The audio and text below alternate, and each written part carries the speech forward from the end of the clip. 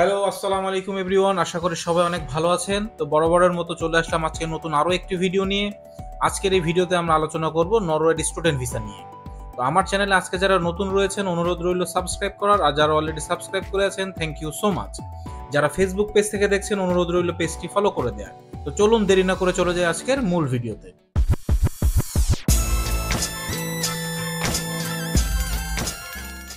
তো যেহেতু আমরা নরওয়ের স্টুডেন্ট ভিসা সম্পর্কের ভিডিও দেখব, প্রথমতই আমরা নরওয়ে দেশটার সম্পর্কে কিছু বেসিক তথ্য জেনে নেব।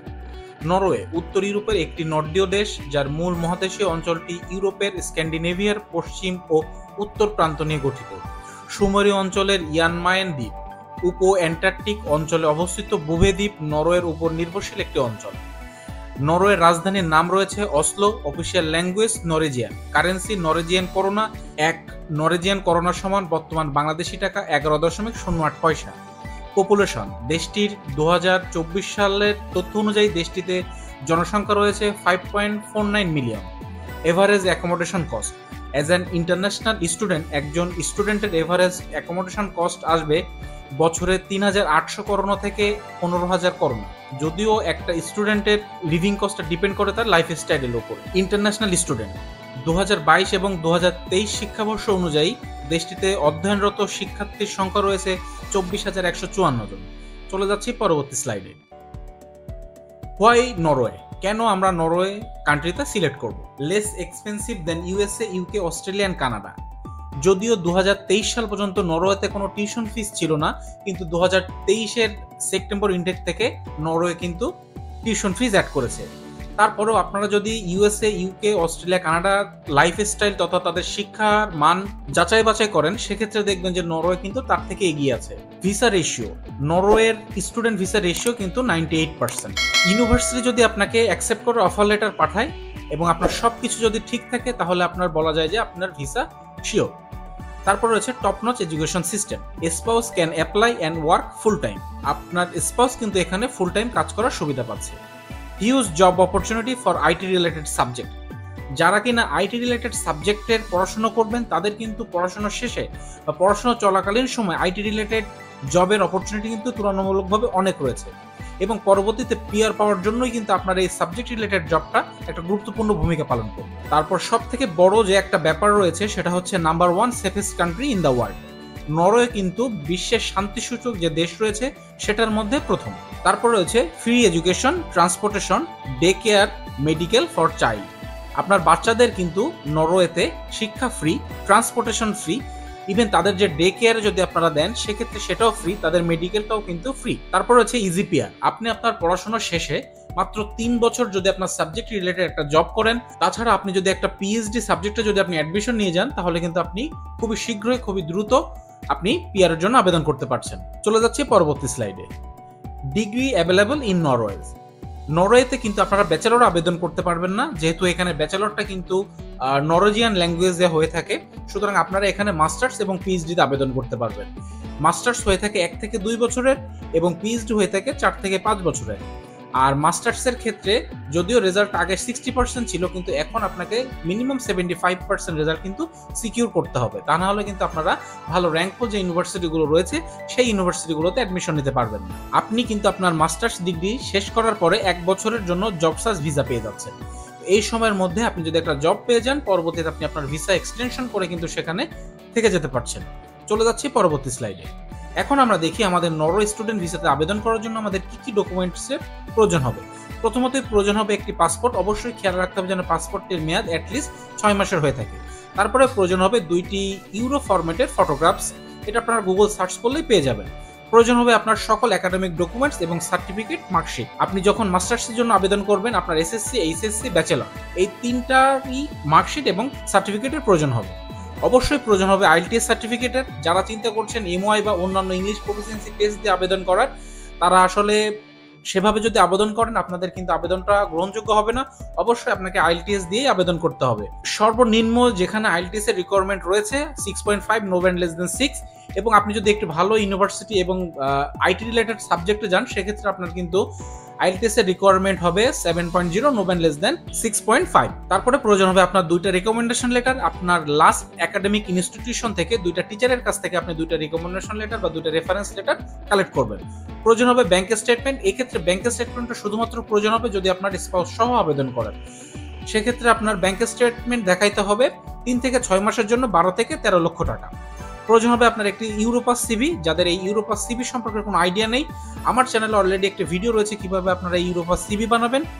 আই বাটনে অলরেডি লিঙ্কটা চলে এসেছে, আপনারা লিঙ্কে ক্লিক করেও কিন্তু ভিডিওটি দেখে নিতে পারছেন। প্রয়োজন হবে এসওপি, স্টেটমেন্ট অফ পারপাস। এটা কিন্তু খুবই গুরুত্বপূর্ণ একটা জিনিস। আপনি কেন এই দেশে যাচ্ছেন, কেন এই ইউনিভার্সিটিটা সিলেক্ট করেছেন, কেন এই সাবজেক্টটা চুজ করেছেন, এই সবই কিন্তু আপনার স্টেটমেন্ট অফ পারপাসে উল্লেখ থাকতে হবে। চলে যাচ্ছি পরবর্তী স্লাইডে। এখন আমরা দেখি নরওয়ের স্টুডেন্ট ভিসার কস্টিংগুলো। এখানে অ্যাপ্লিকেশন চার্জ নেই, আপনারা একসাথে কিন্তু পোর্টাল থেকে 5 থেকে 7টা ইউনিভার্সিটিতে আবেদন করতে পারছেন। এক্ষেত্রে আমার চ্যানেলে যে জার্মানির ভিডিও রয়েছে, আপনারা জার্মানির ভিডিওটা যদি অলরেডি দেখে থাকেন আপনাদের ধারণা থাকবে এই ব্লক মানিটা কি। ব্লক মানিটা হচ্ছে আপনার একটা স্টুডেন্ট ফাইল ওপেন করবেন, দেন আপনি আপনার এই স্টুডেন্ট অ্যাকাউন্টের মাধ্যমে ইউনিভার্সিটির একটা অ্যাকাউন্ট আপনাকে প্রোভাইড করবে, সেই অ্যাকাউন্টে আপনাকে এই 12 থেকে 15 লাখ টাকা সেখানে জমা রাখতে হবে। ইউরোপিয়ান কান্ট্রিগুলা ব্যাংক স্টেটমেন্টের থেকে তারা এই ব্লক মানিটা প্রেফার করে। তারা বলে যে তুমি তোমার টাকাটা আমাদের অ্যাকাউন্টে রাখো, পরবর্তীতে যখন তুমি এই দেশে আসবে এই টাকাটা তোমাকে সেমিস্টার ওয়াইজ দিয়ে দেওয়া হবে। জার্মানিতে যেমন টাকাটা সেমিস্টার ওয়াইজে দেওয়া হতো, এক্ষেত্রে আপনারা নরওয়েতে কিন্তু 3 থেকে 4 মাস পরে পুরো টাকাটাই ফেরত পাবেন। তারপরে রয়েছে ভিসা ফিস। নরওয়েজিয়ান 5,400 টাকা বা হচ্ছে বাংলাদেশি টাকা যদি আপনি হিসাব করেন, আপনার ভিসা ফিটা পড়বে 65 থেকে 60,000 টাকা। ভিএফএস ফি রয়েছে 5300 টাকা, যেটা কিনা ইউরোতে কনভার্ট করলে আসে 20 ইউরো। বর্তমান ঢাকা থেকে নরওয়ের এয়ার টিকিটের মূল্য রয়েছে 85,000 থেকে 1,17,000 টাকা। আপনার ট্রাভেল ডেটের যত তাড়াতাড়ি আপনি আপনার টিকিটটা কেটে রাখবেন, ততই কিন্তু আপনার দেখা যাবে যে টিকিটের প্রাইসটা কম হবে, এবং যত আপনার ট্রাভেল ডেটের কাছাকাছি ডেটের টিকিটটা পারচেস করবেন, ততই দেখা যাবে টিকিটের প্রাইসটা কিন্তু বেশি হবে। টিউশন ফিস, যেহেতু আগে টিউশন ফিস ছিল না কিন্তু এখন টিউশন ফিস রয়েছে, সুতরাং আমাদের ইউনিভার্সিটি এবং সাবজেক্ট ভেদে টিউশন ফিস পেমেন্ট করতে হবে, যেটা কিনা রয়েছে বছরে 12 লাখ থেকে 40 লক্ষ টাকা। তো চলে যাচ্ছি পরবর্তী স্লাইডে। এখন আমরা দেখি part time job and scholarship. স্টুডেন্টরা এখানে part time job legally 20 hours কাজ করার সুযোগ পেয়ে থাকে, আর তারা সেমিস্টার ব্রেক, হলিডে গুলাতে বা সামার ভ্যাকেশন গুলাতে তারা কিন্তু ফুল টাইম কাজ করার সুযোগ পেয়ে থাকে। আর যারা স্পাউস নিয়ে যাচ্ছেন, স্পাউসরা কিন্তু সবসময় ফুল টাইম কাজ করার সুযোগ পাবে। নরওয়েতে কিন্তু আপনার ফিনল্যান্ডের থেকেও স্যালারি বা ওয়েজেস যেটা বলেন, এটা কিন্তু অনেক বেশি। ফিনল্যান্ডে যদি আপনার স্যালারি হয় 1 টাকা, নরওয়েতে আপনার সেই স্যালারিটা হবে কিন্তু 2.5 টাকা।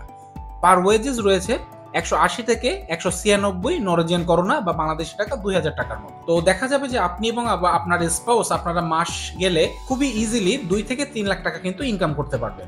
নরওয়েতে কিন্তু অনেক জব অ্যাভেলেবল রয়েছে। আমার ডিসক্রিপশন বক্সে আপনারা কিভাবে জবের জন্য অ্যাপ্লাই করবেন নরওয়েতে সেই লিঙ্কটা দেওয়া থাকবে, অবশ্যই আপনারা ডিসক্রিপশন বক্স থেকে লিঙ্কটা ক্লিক করে ডিটেলসটা দেখে নেবেন।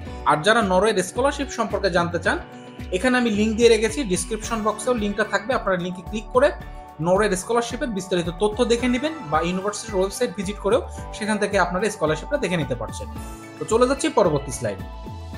এখন যদি আমরা দেখি অ্যাডমিশন প্রসেস, তো নরওয়েতে কিন্তু একটি মাত্র ইনটেক রয়েছে, সুতরাং এই সেপ্টেম্বর ইনটেকটাকে টার্গেট করে কিন্তু আপনাকে অ্যাডমিশন প্রসেসটা শুরু করতে হবে। আমি এখানে অ্যাপ্লিকেশনের যে ওয়েবসাইট রয়েছে সেটা দিয়ে রেখেছি, ডেসক্রিপশন বক্সেও লিঙ্কটা দেওয়া থাকবে, আপনারা ক্লিক করে সেখান থেকে সরাসরি কিন্তু খুবই ইজি ওয়েতে আপনারা অ্যাপ্লিকেশন প্রসেসটা করতে পারবেন। সেখানে ক্লিক করলে আপনারা দেখবেন যে টিউশন ফিজ বা হচ্ছে কি কি সাবজেক্ট রয়েছে সমস্ত ডিটেলস কিন্তু আপনারা পেয়ে যাবেন। সেই ওয়েবসাইটে আপনারা আপনাদের ডকুমেন্টস, নেসেসারি যে ডকুমেন্টসগুলো রয়েছে, আপনার একাডেমিক ডকুমেন্টস এবং আদার যে ডকুমেন্টসগুলো রয়েছে সেগুলো সাবমিট করবেন। সাবমিট করার পর ইউনিভার্সিটি যদি আপনাকে অ্যাকসেপ্ট করে, তারা আপনাকে একটা অফার লেটার পাঠাবে। দেন ইউনিভার্সিটি আপনাকে একটা ব্লক অ্যাকাউন্টের অ্যাড্রেসও পাঠাবে, তখনই আপনাকে সেই ব্লক মানিটা সেখানে পাঠাতে হবে। তারপরে আপনি যদি স্পাউস সহ আবেদন করেন, সেক্ষেত্রে আপনাকে ব্যাংক স্টেটমেন্টও পাঠাইতে হবে। এগুলো সব কমপ্লিট করার পরে চলে আসবে আপনার ফাইনাল অফার লেটার।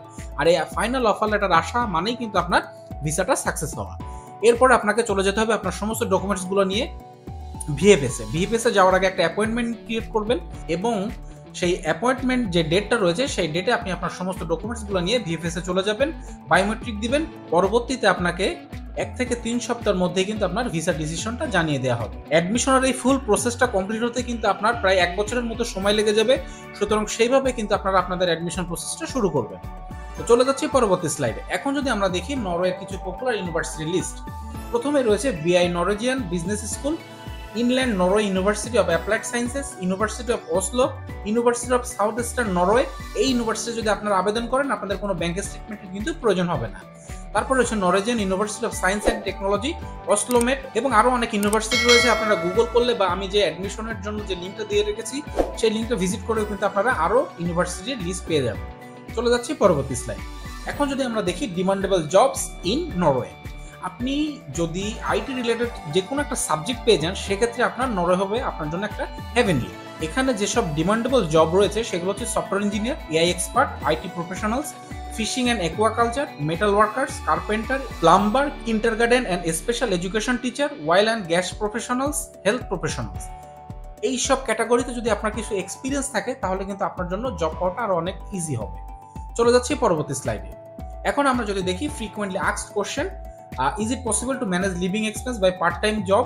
আসলে আপনি যদি স্পাউস নিয়ে যান তাহলে খুবই ইজিলি আপনারা দুইজন, যে একজন ফুল টাইম করবেন একজন পার্ট টাইম করবেন, খুব ইজিলি আপনাদের লিভিং এক্সপেন্স সহ আপনাদের যে টিউশন ফিস রয়েছে সেটা কিন্তু ইজিলি কভার হয়ে যাবে।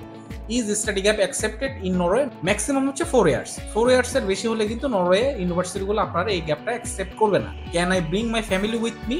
আমি আগেই বলেছি আপনি স্পাউস সহ আবেদন করতে পারছেন। What is the process of pair in Norway? আপনি আপনার মাস্টার্স শেষ করবেন, 1 বছরের জব সার্চ ভিসা পাবেন, পরবর্তীতে আপনি আপনার সাবজেক্ট রিলেটেড একটা জব করবেন, সেখানে 3 বছর যদি আপনি এখানে থাকতে পারেন বা আপনি যদি পরবর্তীতে পিএইচডিতে আবেদন করেন এবং আপনার পিএইচডিতে অ্যাকসেপ্ট হয়ে যায়, পিএইচডিতেও কিন্তু সেখানে আপনার জব হিসেবেই কাউন্ট হয়। সুতরাং 3 বছরের মধ্যেই কিন্তু আপনি পরবর্তীতে পিআরের জন্য আবেদন করতে পারছেন। তারপর হচ্ছে should I have to come back after my graduation? আগেই বলেছি গ্রাজুয়েশন শেষ করবেন, 1 বছরের জব সার্চ ভিসা নেবেন, জব খুঁজবেন, জব করবেন, পরবর্তীতে 3 বছর হলেই পিআরের জন্য আবেদন করতে পারবেন। তো এই ছিল আজকের ভিডিও। আশা করি ভিডিওটি আপনাদের অনেক উপকারে আসবে। ভিডিওটি ভালো লেগে থাকলে অবশ্যই আপনার বন্ধুদের মাঝে শেয়ার করুন। Thank you for watching. If you need more information, please write your queries in the comment section and don't forget to like, share and subscribe my channel. তো পরবর্তীতে দেখা হচ্ছে নতুন কোনো ভিডিও নিয়ে, নতুন কোনো তথ্য নিয়ে।